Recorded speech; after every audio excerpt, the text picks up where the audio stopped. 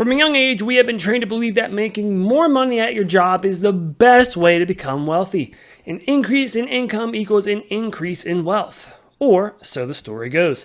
However, as most people know, as you begin to make more money, you typically wind up paying a higher and higher percentage of it back in the form of taxes.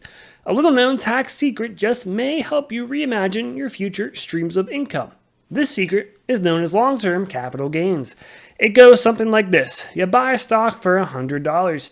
2 years later, you sell said stock for $200 because the value of it doubled.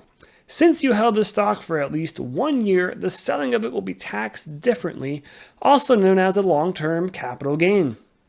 If you would have sold the stock within 1 year of owning it, the profit would be taxed at your going tax bracket, depending how much you make per year. Now, where things get interesting.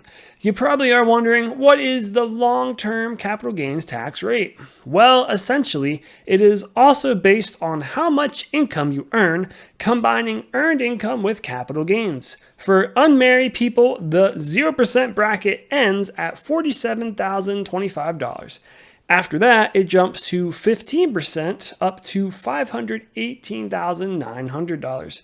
From there, you wind up paying the 20% rate if you're fortunate enough to make that much money.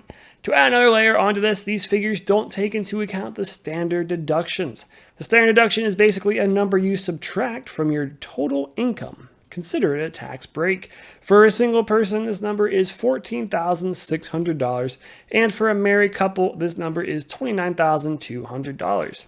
So as an easy example, let's say a single person earns $50,000 at their career and earns $10,000 in long-term capital gains for a combined income of $60,000. To determine the taxes paid on the capital gains, we would add $47,025 to $14,600, the standard deduction, which would bring us to $61,625. Now, since this figure is below the combined income for this individual, he would not be responsible for any capital gains tax on the $10,000 he earned. Pretty sweet. Let's take this to the big thought of this video. What if, as a married couple, you had enough assets and were able to slowly start selling them off to cover your living costs? How would this differ from earning your income at a job? Well, let's find out. For this example, let's assume this couple is living in Pennsylvania, like myself. And to showcase the power of this little-known tax favor, we're going to assume the couple has a combined income of $124,000. The first step is federal taxes. As you can see through the nifty power of AI, this couple will pay nearly $11,000 in federal income tax, nearly $10,000 in Social Security and Medicare tax, $3,800 in Pennsylvania state income tax, and a little over $600 in local income tax, bringing the grand total to just shy of $25,000. Pretty crazy.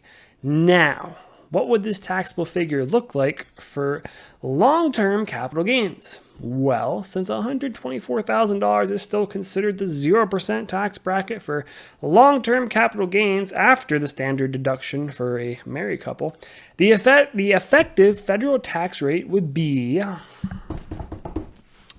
0%.